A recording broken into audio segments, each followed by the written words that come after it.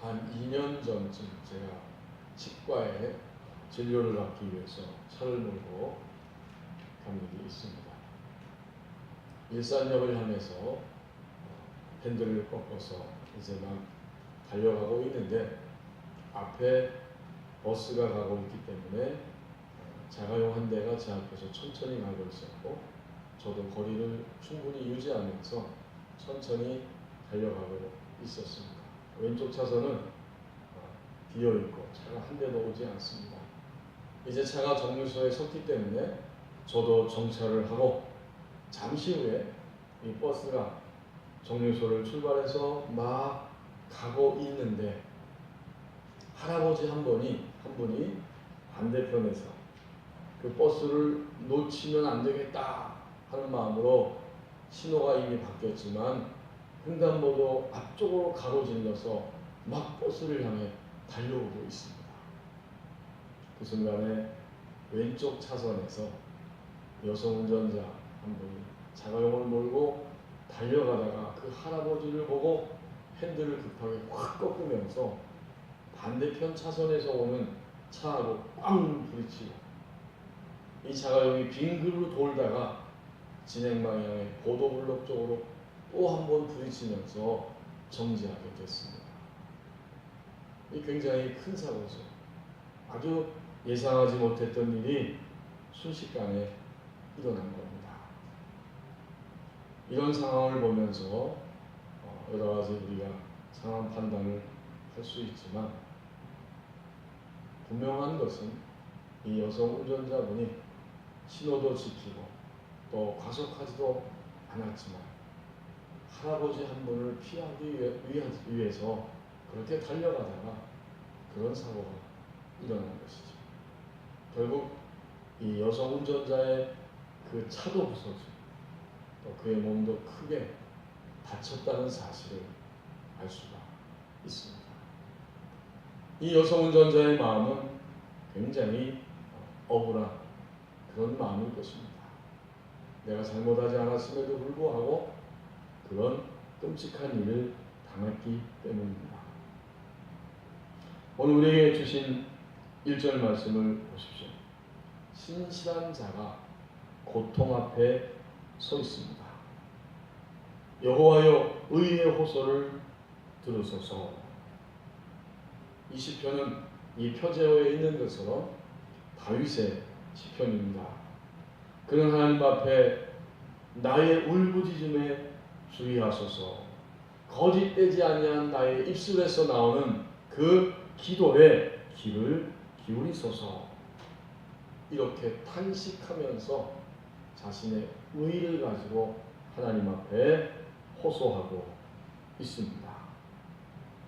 불의한 자들의 공격이 다윗을 향해 집중되어 있고 점점 그 악인들의 포위망이 좁혀오는 상황 속에서 다윗은 그 모든 환경을 하나님 앞에 다 말씀을 드리며 기도하고 있습니다.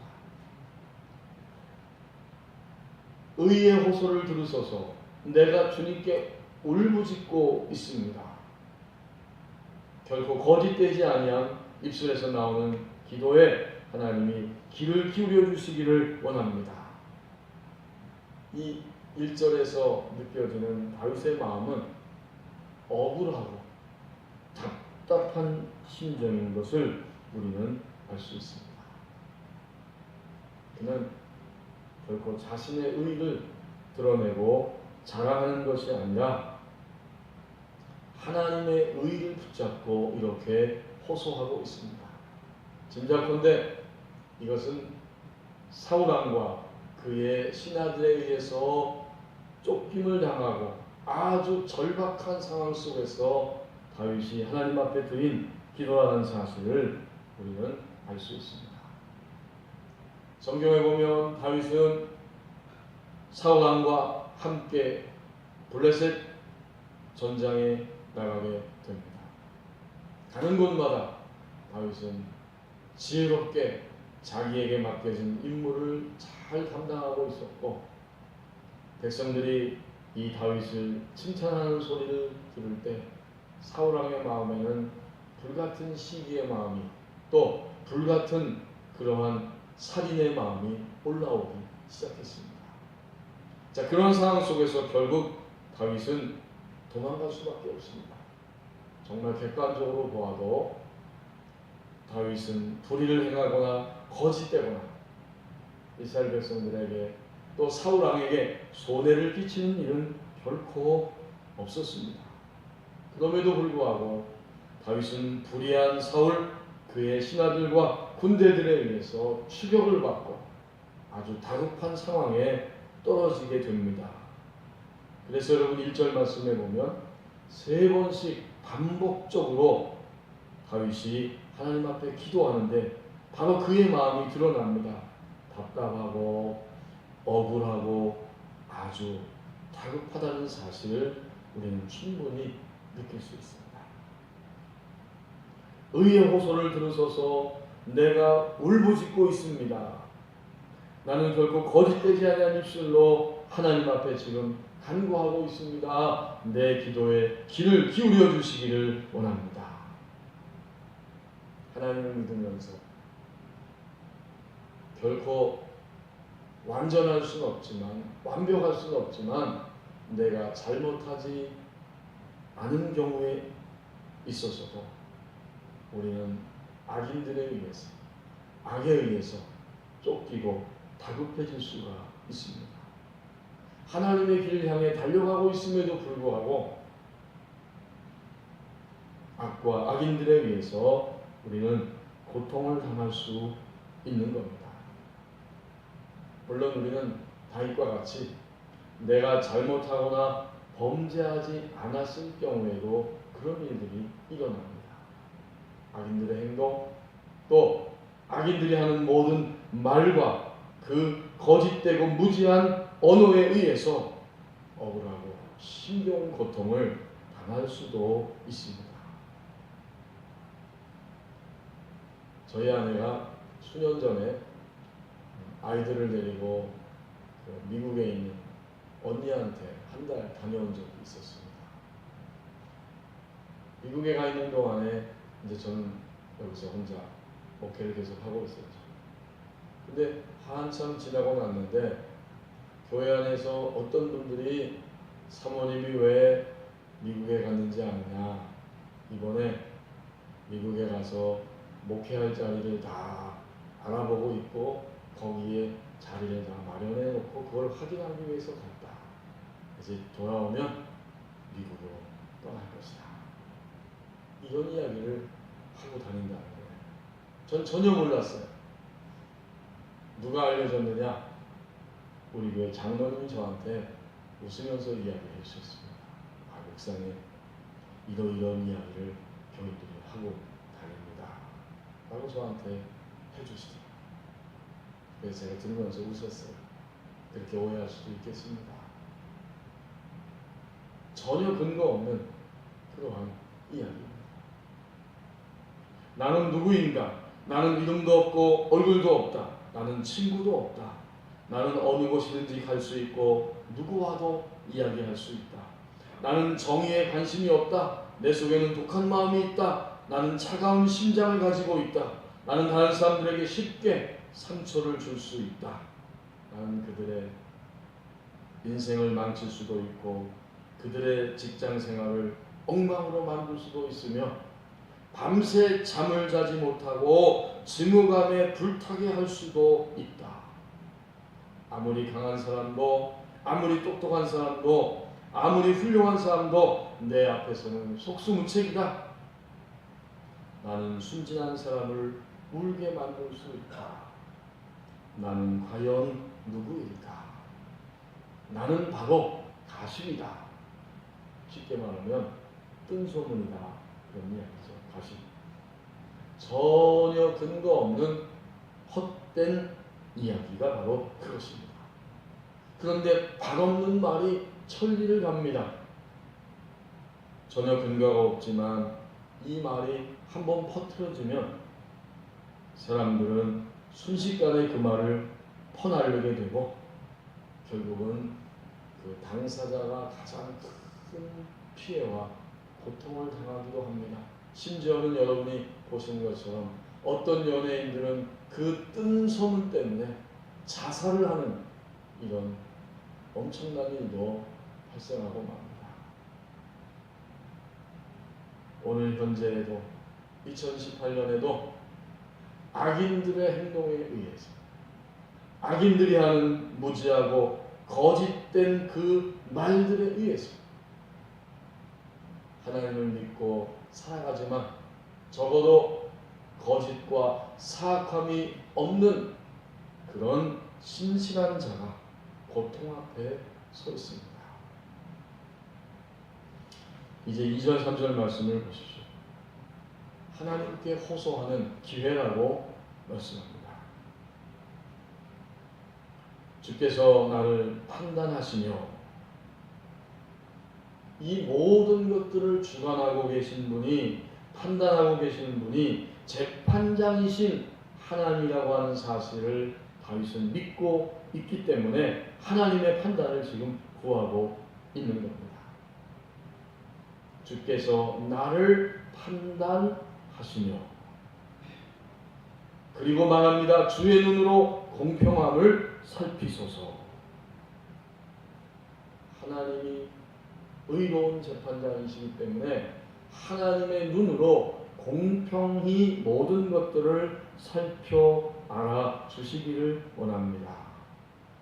이렇게 하나님께 호소하고 있는 겁니다. 보통 우리나라의 재판은 3심제도잖아요. 1심에 판결이 내려졌는데 2심에 올라가니까 판결이 바뀔 수가 있습니다. 그래서 억울해서 다시 대법원에 3심까지 갔을 때 또다시 판결이 뒤집어질 수도 있습니다. 어떤 경우에는 1심과 2심이 다 동일한데 3심에서 다시 파기환송돼서 판결이 다시 내려져야 하는 이런 상황을 만날 수도 있습니다. 3심 제도를 우리나라는 채택하고 있죠. 그것만 보아도 사람의 판단이, 그 사람의 판결이 얼마나 불완전할 수 있다는 사실을 우리는 분명히 볼 수 있습니다. 그런데 오늘 본문에서 다윗은 말합니다. 주께서 나를 판단하시며 주의 눈으로 공평함을 살피소서. 하나님의 판단을 구하고 하나님의 의에 다윗은 자신의 인생을 지금 호소하고 있습니다. 3절에 보면 다윗은 구원의 능력을 가지신 하나님께 성소에서 밤새 호소하고 있음을 알게 됩니다. 주께서 내 마음을 시험하시고 밤에 내게 오시어서 나를 감찰하셨으나 흠을 찾지 못하셨사오니 내가 결심하고 입으로 범죄하지 아니하리이다. 밤에 내게 오셨다. 그렇죠. 이것은 하나님의 전 앞에 나가서 밤새 하나님 앞에 엎드려 있었다는 사실을 보여주는 것이고, 또 상징적으로, 비유적으로 우리 인생에 가장 쓰라리고 힘든 컴컴한 밤이 찾아왔을 때 그 구원의 능력을 가지신 하나님 앞에 나가 자신의 삶을 드리며 간구하고 있다는 사실을 알 수 있습니다. 여러분, 오늘 다윗은 이 2절 3절에서 두 가지 면을 우리에게 보여주고 있는 겁니다. 모든 것들을 판단하시는 재판장이신 하나님을 바라보고 있고, 또 이 모든 상황을 구원하실 수 있는 능력 많으신 하나님을 바라보며 이렇게 호소하고 있습니다. 그는 왜 이렇게 호소할 수 있고 하나님 앞에 호소하는 사람이 되었는가? 하나님이 의로 판단하신다는 사실을 분명히 믿고 있고, 또 하나님이 모든 것 가운데서 구원의 능력을 가지신 분이라는 사실을 신뢰하기 때문입니다. 우리는 여기서 우리 기도 생활을 돌아보게 됩니다. 우리는 평상시에 하나님과 사귐의 기도를 가지고 살아가는가, 아니면 아주 급하고 다급할 때에 정신없이 하나님 앞에 나가서 간구하며 절박하게 기도하는 사람인가?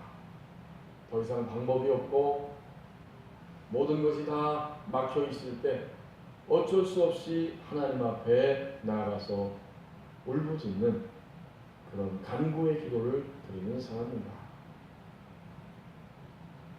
우리는 우리 주변에서 그런 이야기를 어쩌다가 한 번 이상은 다 들었을 거예요. 당신이 이제 몸이 이 상태가 되었기 때문에 더 이상 앞으로 오래 살 수 없습니다. 병원에 갔더니 그런 판정이 내려진 거예요. 앞으로 길어야 2달 삽니다. 그때부터는 마음이 너무 급해지는 겁니다. 병원에서 열심히 치료하고 또 입원해서 집중적으로 치료를 받는데 몸이 점점 회복되지 않고 한 달이 흘러갔습니다. 이제는 한 달밖에 남지 않고 시간이 점점 지나가니까 더 많이 힘들어집니다. 가족들이 모여서 회의를 하는 거예요. 어떻게 할 것이냐. 이제 불과 3주밖에 남지 않았다. 드디어 결론을 내립니다. 병원에서도 준비하라고 이제 더 이상 방법이 없습니다. 집에 가서 편히 쉬시는 것밖에 없습니다. 그 통보를 받았습니다. 가족들이 모여서 회의를 하고 결론을 내리기를 이렇게 종론이 오살리 기도원에 가서 하나님 앞에 한번 마지막으로 매달려보자. 물론 이것도 귀합니다. 더 이상 방법이 없어서 오살리 기도원에 가서 하나님 앞에 매달려보자. 생의 마지막 시간에 하나님께 간절히 모든 것을 맡기고 기도해보자. 살려달라고 기회를 주시라고 기도합시다. 이것도 귀합니다. 실제로 인천에 사는 어떤 분은 오살리 기도원에 와서 그 마지막 얼마 남지 않은 시간들 울부짖고 기도하다가 암 환자였는데 하나님께서 고쳐주셔서 살아났고 지금은 주의 일을 하면서 사역자로 섬기고 있습니다. 이렇게 할 수 있는 것도 귀한 믿음이고 또한 하나님을 바라보는 귀한 역사입니다. 또 어떤 분들은 아무리 울부짖어도 그 몇 주 남지 않은 시간 동안 하나님 앞에 그렇게 기도했지만 결국은 하나님의 부르심을 받고 세상을 떠나는 분들도 있습니다. 그렇다면 기도의 핵심은 도대체 무엇입니까? 오늘 2절과 3절에서 다윗의 모습을 통해서 기도의 핵심이 무엇인지를 우리는 분명히 깨닫고 생각합니다. 기도는 하나님과 사귀는 사귐의 기도입니다. 매일 매 순간 우리의 일생 전체를 하나님 앞에 내어드리고 하나님 앞에 말씀을 드리면서 하나님의 인도를 지시를 받는 생활, 이게 바로 사귐의 기도입니다. 하나님과 사귀는 거죠. 이 사귐의 기도가 있고 그 속에 간구의 기도가 함께합니다. 2절에서 다윗이 하나님의 판단을 신뢰하고 공평하게 살펴보시는 하나님 앞에 나가서 호소할 수 있는가? 이것은 평상시에 하나님과 사귀는 이런 관계성 안에 있기 때문에 가능한 겁니다. 하나님과 사귐 속에 있으면서 하나님은 의로운 재판장이시고 하나님 아버지는 공평하게 판단하시는 나의 아버지이십니다. 하나님과 사귐이 없으면 그런 사실을 깨닫지도 못하고 믿을 수도 없습니다. 그 다음에 3절 말씀을 통해서 보십시오.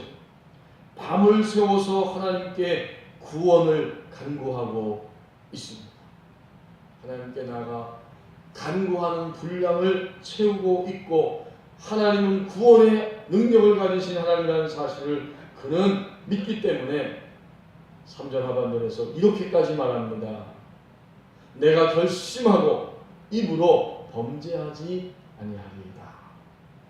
지금 내게 달려드는 악인들, 그 모든 악들을 바라보면서 입술로 그들을 향해서 저주하고 미워하고 분노하는 이런 죄를 나는 범하지 않겠습니다. 왜요? 하나님이 구원의 능력을 가지신 하나님이시기 때문에 그분께 호소하고 간구하는 것이 유일한 방법이요 능력이라고 하는 사실을 알고 그는 하나님 앞에 간절히 간구의 기도를 드리고 있습니다. 우리에게 고통이 올 때, 예상하지 못했던 큰 일들이, 큰 아픔들이 우리에게 다가올 때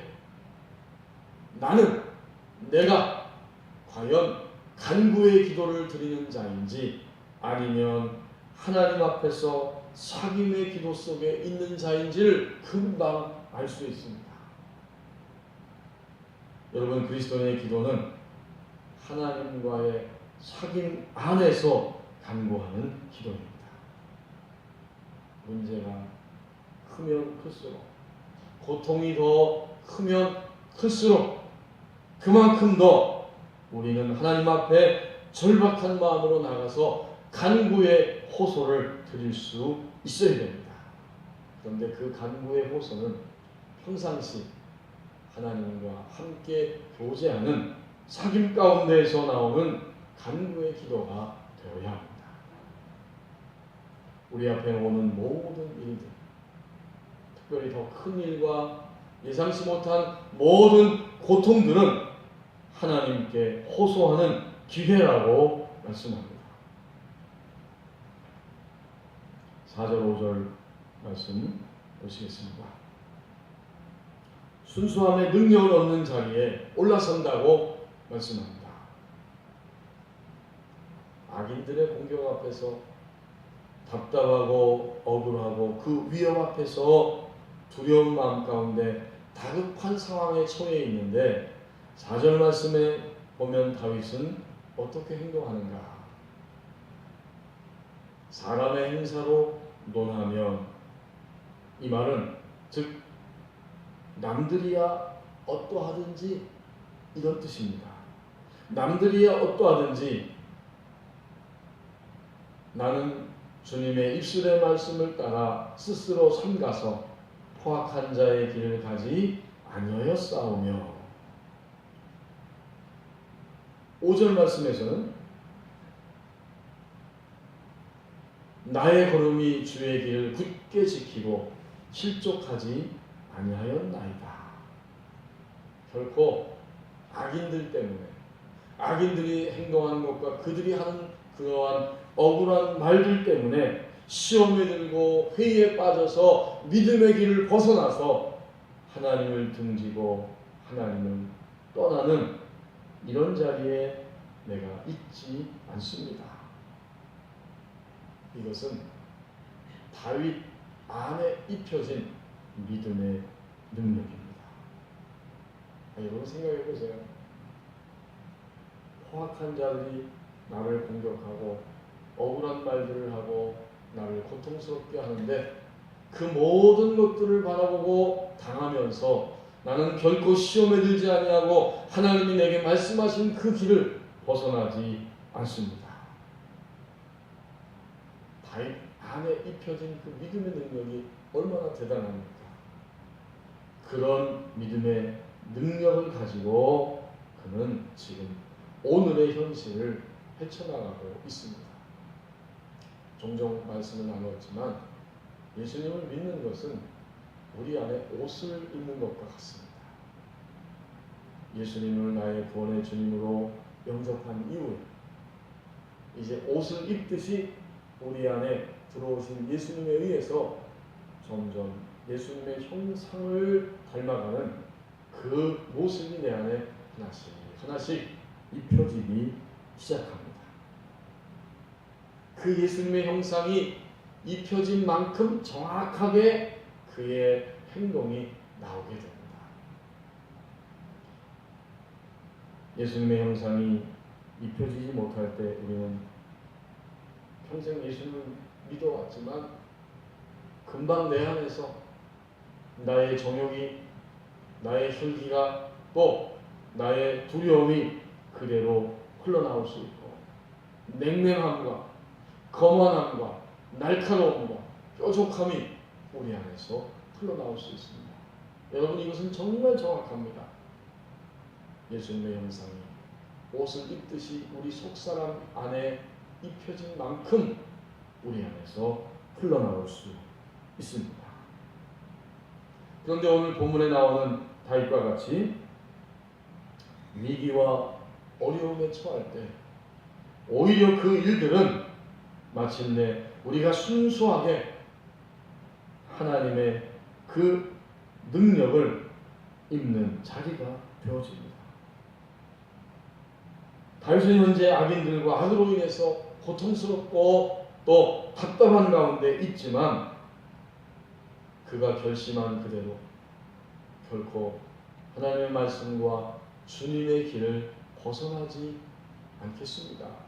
벗어나서 내가 실족하여 시험에 떨어지지 않겠습니다. 이렇게 고백할 때에 다윗은 또다시 새로운 능력으로 입혀지게 됩니다. 이게 굉장히 신기한 거예요. 이미 우리 안에 입혀진 그런 예수님의 형상이 있지만 악과 악인들과의 치열한 고통과 그 싸움과 전투에 맞섰을 때 주님의 말씀을 따라서 우리가 결단하고 움직이면 바로 그 순간에 더 큰 주님의 형상이 우리 안에 입혀집니다. 그러므로 4절과 5절 말씀은 다윗이 이미 입혀져서 그렇게 행할 수도 있지만 그렇게 행하는 순간 다윗은 왕의 자리에 들어갈 수 있는 그 실력과 능력이 주님의 형상이 새롭게 그 순간에 입혀지는 겁니다. 이것이 영적인 법칙입니다. 그러므로 순수함의 능력은 어느 순간에 얻어지느냐?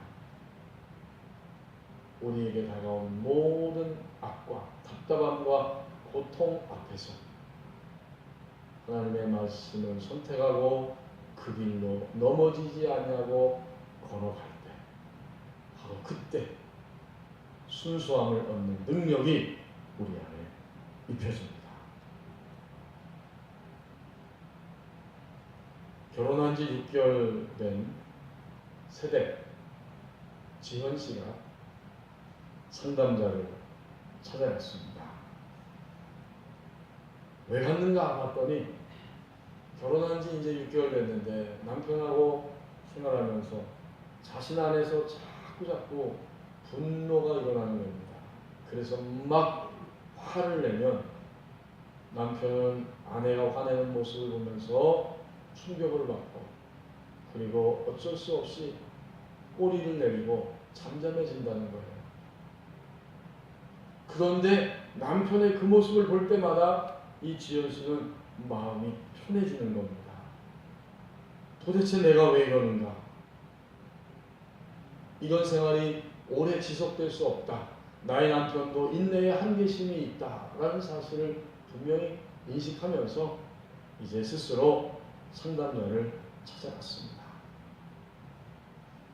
상담하면서 보니까 그녀의 아버지는 어린 시절에 수없이 아내와 자녀들을 폭행했고 아버지는 자신이 가족들에게 두려운 존재로 비춰진 것을 보면서 마음에 쾌감을 느꼈다는 거예요.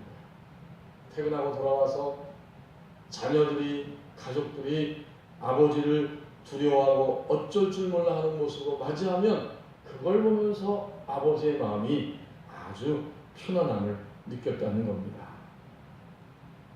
그런 아버지 밑에서 생활하는 모습, 어릴 때부터 마음에 두려움과 공포가 있게 됩니다.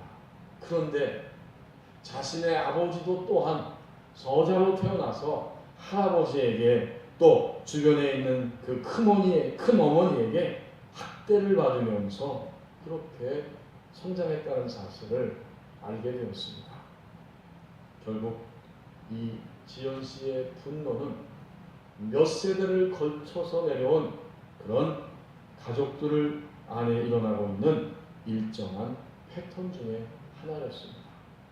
할아버지와 아버지, 그리고 또 어렸을 때에 가족의 폭행을 통해서 그 모든 세대는 끊임없이 두려움을, 공포를 경험한 것입니다. 한마디로 말하면 할아버지, 아버지, 그리고 지연 씨까지 이 모든 가족의 패턴이 그대로 흘러내려온 겁니다.